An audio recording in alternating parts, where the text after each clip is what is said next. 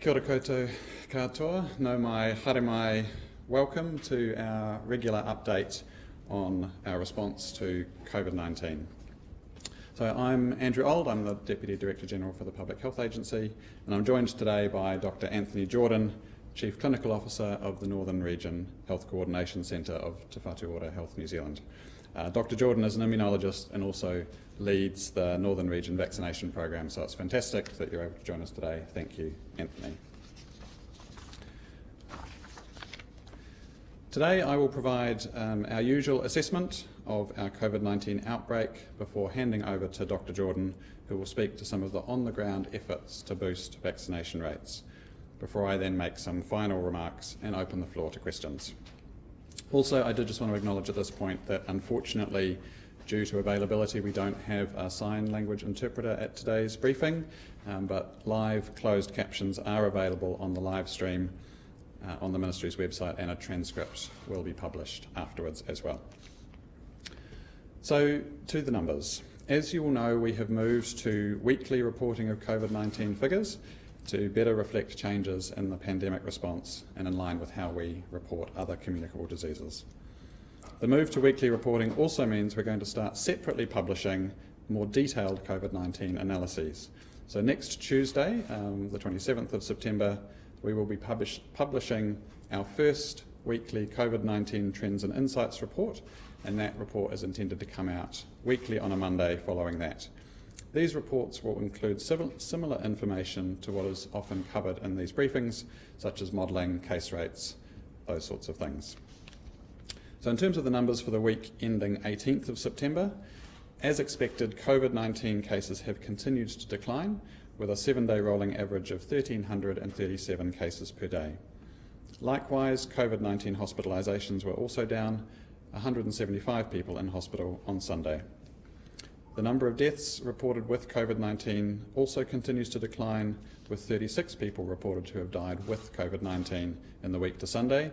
At this stage, 8 of those are known to have had COVID-19 as a contributory or underlying cause.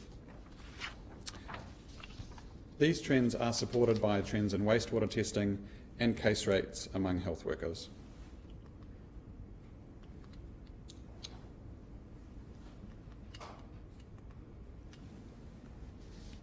So stepping back, we see from this slide a sustained decline in case rates across all regions for 5 straight weeks. This slide shows hospitalisations, and like cases, we can see that hospitalisations too have continued to decline across all regions for the same 5-week period. Deaths reported with COVID have also declined consistently now for 7 weeks.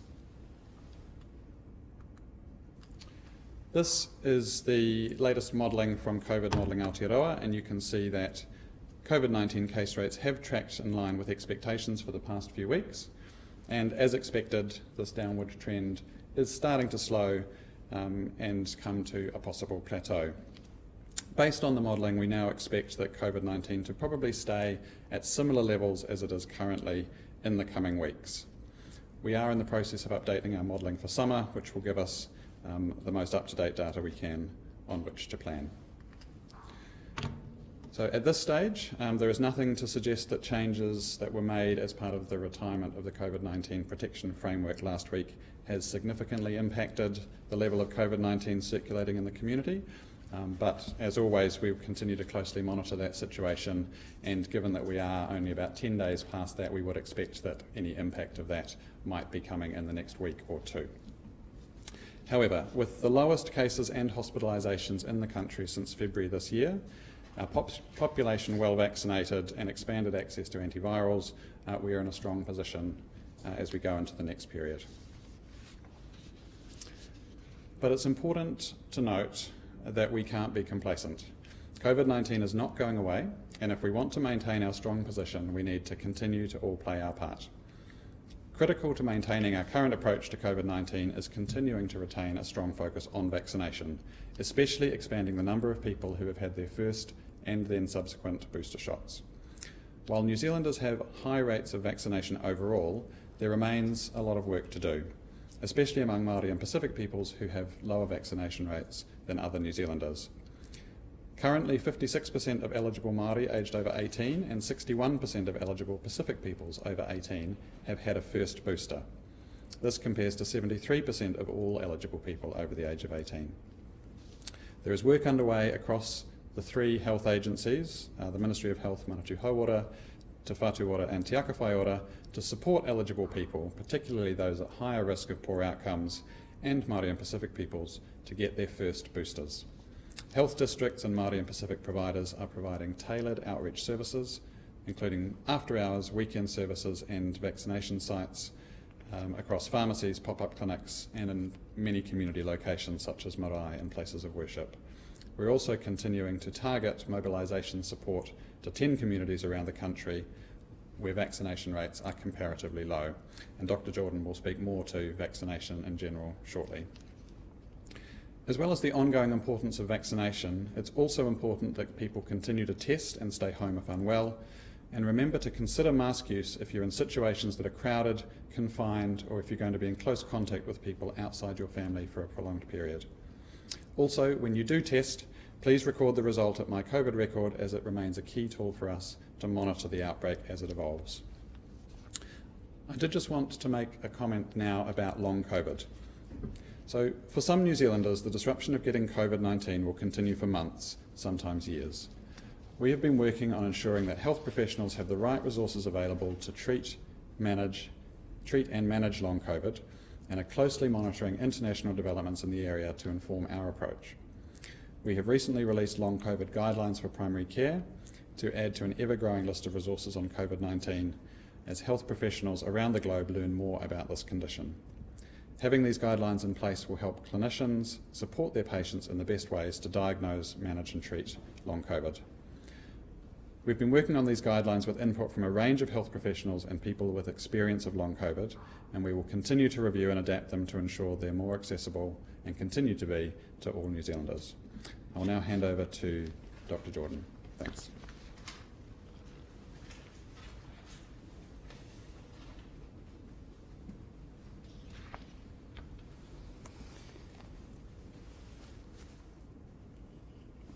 Thank you, Andrew, and kia ora koutou. It's good to be joining you again.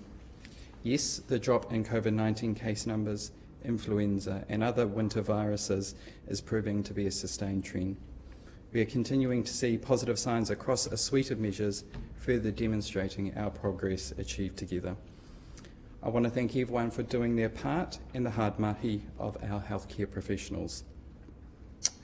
Rates of influenza-associated severe acute respiratory infection have been at very low levels since July. They remain stable as well as comparable to previous years following a peak in about mid-June. And no cases were detected in the Auckland region in the 2 weeks to the 11th of September. General practice continued to be busy. Although volumes have been tracking down in the last week, they continue to see people returning for planned care. COVID-19 case numbers in aged residential care are continuing to decline as well, now at their lowest case numbers since earlier in the outbreak this year. On the latest figures, 6% of facilities are impacted by cases, a significant decrease from the 12% at our last briefing 2 weeks ago. Similarly, hospital beds occupied by COVID-19 positive patients are rapidly declining again, echoing a trend that COVID-19 and other respiratory pressures continue to track down. We anticipate that these will progress throughout September and October, and hopefully these improvements will continue. Pressures are being addressed by focusing on hospital flow, prioritising urgent care, and furthering our regional coordination functions. Turning now to our vaccination efforts across the Motu. To date, we have delivered over 11,750,000 doses of the COVID-19 vaccine, which is a phenomenal effort, and by so many incredible people right across the country. It is important to note that we still have people coming into our vaccination centres, GP clinics or pharmacies every day for a vaccination. Those are not just people ready for a booster, but also we continue to see people opting to have their first doses. In terms of boosters, over 2.7 million people aged 16 or over have now had a first booster. These numbers are now picking up as people become eligible again after having had COVID. Also, just over 530,000 eligible people aged 50 plus have had a second booster as well. To that end, there are some incredible programs of work continuing across the Whatu to focus on increasing these numbers further. Speaking to the work that I know of here in Tāmaki Makaurau, our Māori and Pacific providers continue to run pop-up events most weekends. We are now also offering childhood immunisations, including MMR and Boostrix at these events to help improve access to these critical vaccinations for tamariki. Other examples of work include, in South Auckland, work is underway to engage with priority groups, including antenatal hapumama, infants at 6 weeks, and 1 year for a targeted childhood immunisation program.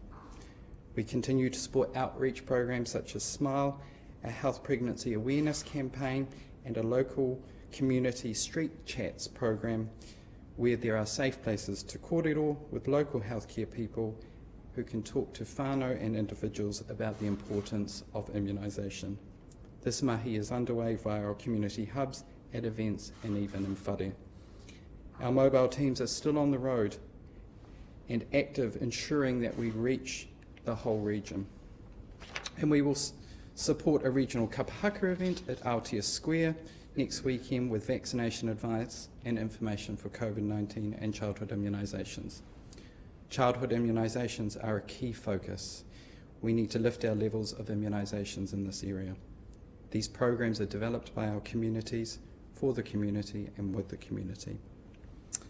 On a separate issue about planned care and the upcoming public holiday, looking ahead, the government have announced a one-off public holiday to be held next Monday, the 26th of September, to recognise the passing of Queen Elizabeth II.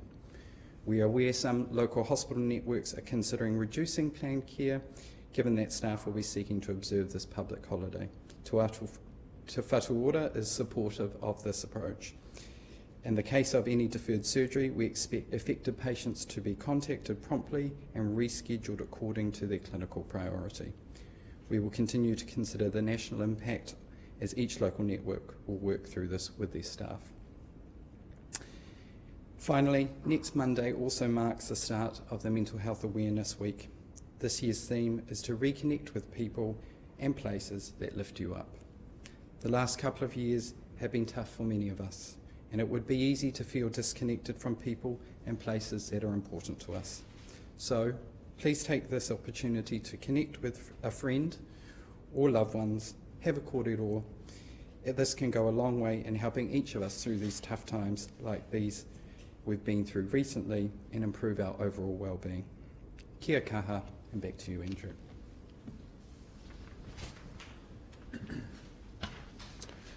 Thank you, Anthony. So, in summary, with cases and hospitalisations plateauing, we have reached a new stage in the pandemic here in New Zealand, and some of the requirements previously in place have been removed. But I do want to reiterate, COVID-19 is not over, and a big part of ongoing management is ensuring we continue to have a highly vaccinated population, especially amongst our most vulnerable communities. That remains a focus across health agencies and for our health providers across the country. Please, if you are eligible, get vaccinated and get boosted, not only for yourself, but for your family and your community. Finally, with the shift to this new stage of our COVID response, I can confirm that for now, this is the last routine COVID-19 press briefing we're planning to hold. I want to thank media for attending this briefing and the over 300 COVID press briefings that we have held since January 2020. And doesn't that feel like a very, very long time ago? In that very first press briefing, we talked about the novel coronavirus emerging in China, and there were 4 cases in Australia. We've certainly come a very long way since then. The virus is now part of our lives and will continue to be so for a very, very long time. But thanks to the steps we've all taken, we're now in a good position to manage it effectively in our communities into the future. Thank you, and we, both Anthony and I, are happy to take questions. US President Joe Biden says the pandemic is over. Is he wrong? Yes. So he is right in that the pandemic is at its lowest level since early 2020, and if you look around the world, that is the case.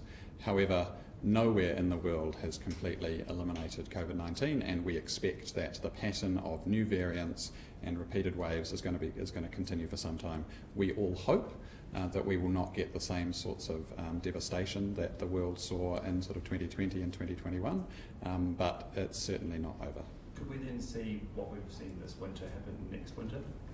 So we are hopeful that what we've seen this winter won't in fact happen in the same way next winter, but part of that is about our ongoing vigilance, making sure that we are monitoring for what's happening internationally in terms of new variants and keeping up with the public health measures that we've talked about. So we know that for the current circulating variants, the vaccines that we have available now are really effective at preventing severe disease, hospitalisation and death. And so again, keeping our vaccination rates high and getting those booster vaccination rates up is really important. Comments like what Biden made make it unhelpful to encourage people to get vaccinated? So you'll note that I've been quite careful to say a number of times that it's not over, because I do think that whilst we would all dearly love that to be true, me possibly more than many, the reality is that if we do stop thinking about it and go, well, I had my first 2 vaccinations, kind of done my bit, I can just carry on, that we do run the risk, particularly as the virus continues to evolve, that we will be back in a situation that we don't want to be in. So certainly our message is, isn't it great that that cases, hospitalisations, deaths are much, much lower than they are. Again, New Zealand as a country has done incredibly well internationally on almost all measures, and particularly we're sitting at about 2,000 deaths sort of attributed to COVID, which is much lower than comparable countries have seen. But if we want that to be our story ongoing, then we need to keep thinking about it. What is the latest? What is the latest update on rolling out second boosters for younger people, particularly those under 50, as was reported in late August? Yeah, so the Director General of Health has received advice from the COVID Vaccine Technical Advisory Committee on that question. She has gone back to ask some clarifying questions, including broadening the scope of what was included in that advice. That is expected to come back within 2 weeks, and so we'd expect to make a further announcement within the next 2 weeks on that. What I would say in addition though is, as we've talked about in this briefing previously, there are a large number of eligible people right now today who have not had their first booster, and you can't have a second booster without having your first, and who are already eligible for second boosters and have not yet taken that up. So I think those are the groups where we know the evidence is best, and those are the groups that we really encourage people to, if you are eligible, to take up those opportunities. With the traffic light system being over, what's the plan? What's the formal plan for what happens if we have another surge? Yeah, so I mean, in terms of questions about the frameworks that are going to replace that in the future, those are questions for government, and I wouldn't want to preempt that. I would say that in terms of our ongoing public health approach, so we will be doing regular public health risk assessments. We have another one of those scheduled for early October, which will inform updated advice to government about potential further changes. But yes, the questions about the way that those frameworks might look in the future are being worked through now and are questions for the government ultimately. But you know how the ministry used to have a pandemic plan? It had an old one before this pandemic. Has it got a new pandemic plan that would take in a kind of COVID? Yes, so we now have what's called the National Management Plan, which is currently in the process of being updated. So that's something that, as you say, we had in place pre-COVID. It was largely based around our experiences with influenza. As we all know, COVID-19 is not influenza and it didn't behave like influenza, so we have taken the lessons from that and are in the process of updating that National Management Plan. And any timeline on? Oh, that work is underway now and that will be completed this side of Christmas. So on long COVID, we're hearing that it's adding strain to chronic fatigue support services. Is this something you're concerned about? So I'm not sure whether Anthony can talk to the service side of it, but I would say in general we are concerned about the potential impact of long COVID on New Zealanders. As I mentioned, the evidence around long COVID continues to evolve, and much of what we know is based on people who had earlier variants of COVID. So the experience in New Zealand is almost uniquely an Omicron experience, and we really don't know what that's going to look like long term in New Zealand. But Anthony, did you want to? No. Okay. So one of the things I think we have provided guidance to the sector, and we will continue to work across the sector looking at what the options might be for services. One of the key things that will feed into that is what we think the size of the need is going to be, and so that's, as I say, a bit of an unknown at the moment. So it's still quite unknown at this stage how many people who've had COVID will get long COVID. Exactly. So there are some indications from overseas, but as I say, most of those are based on earlier variants. So literally only time will tell what the impact is truly going to be for New Zealand. And the other thing is long COVID covers a large spectrum of illness. So it's everything from people who have some ongoing symptoms past about 12 weeks, but that might be an annoying cough, through to people who have quite debilitating, fatigue and other sorts of symptoms. So there's still a lot we don't know, but it's certainly something that we're concerned about and working on. I'm not sure who this one's for, but the vaccine supply, are we still, what is the country still bringing in terms of supply? So we have contracts in place still for the vaccines. We actually have relatively good supply still in the country at the moment to meet the needs for all of the eligible groups, and as we will seek that advice to come out in the next 2 weeks, we do have stock to extend eligibility if necessary. So we are constantly reviewing the literature alongside PTAC at Pharmac, alongside the ministry and everyone else that has been involved in this, to say, is this vaccine the vaccine we need for the future? Because obviously we're seeing at the moment information come out around Omicron specific boosters. I feel pretty confident at the moment that we should watch that space. We've got a good vaccine. If you look at first and second dose boosting effect on severe illness and hospitalisation, in a hybrid immunity situation where 50% of the population have COVID, I'm still confident we should continue on where we are. And just a hospital busyness question. Sure. So we're hearing from, you're saying that the respiratory illness pressure's coming off, but hearing from people on the ground that it's still super busy in hospitals and in EDs. And what are you hearing in the northern, the hospitals that you're on? I think that's true across the country. I think yes, we're tracking down on some things, but there is a lot of other work that we have to do, work that is in the planned care space, urgent care space, so people that have been waiting to attend primary care, but they just need something right now. So it is still busy. And in terms of the hospitals that you look after, what are you doing to help with that pressure on staff and on ensuring that patients can get care?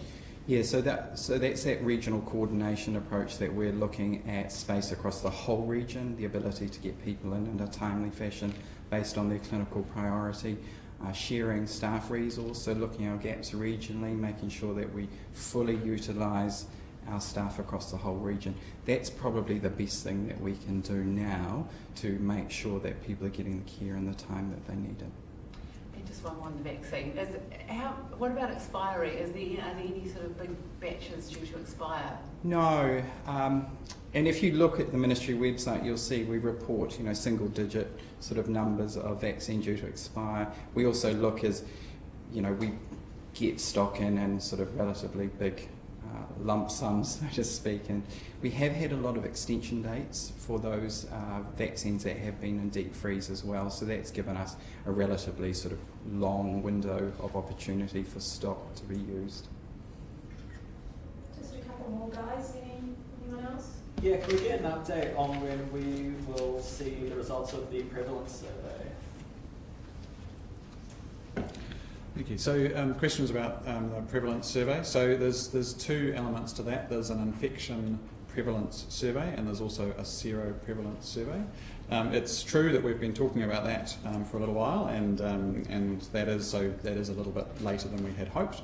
But at this stage, the plan is that we will have that in the community in what are we now, September and October, so next month. And when can we see the results of the application for the vaccines for under 5s? So that work is still underway. We can provide an update after the meeting about what those timelines are. We're looking pretty carefully around the world where it has been rolled out to make sure, given we're in an Omicron-specific time, relatively low morbidity and mortality amongst that group, whether or not it warrants extending that down. As you know, those early clinical studies were relatively small, and we want to make sure when we look at larger population, real-world evidence, that remains an important part of it. But we definitely continue to monitor that evidence, and we'll be able to update you soon. Can I switch to another one? Sorry. Just quickly, just measles. How worried are you about the gap for both children and young adults, especially in the Auckland region with the outbreak? Yeah, that's definitely a focus for me and my colleagues working in the childhood immunisation space at the moment.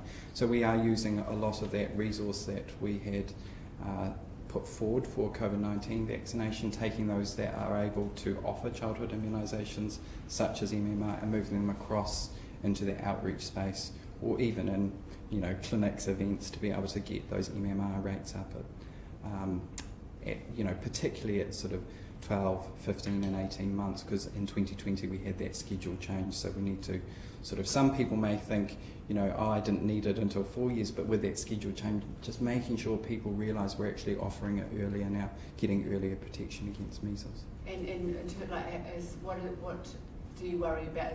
What's the kind of worst case scenario, I suppose, if that doesn't get sorted? Yeah, measles is a disease that spreads very quickly. It's got a highly efficacious vaccine. There are some pretty bad outcomes. If we look back to 2019, almost half of some of our populations end up hospitalised with measles. We know you can get inflammation around your brain. We know that you can get pneumonia. So our focus at the moment, aside from outbreak planning, we never hope we have an outbreak, but that's not something you should ever plan for, is to get our MMR rates up, because that's our best defence against measles. Great. Thank you very much.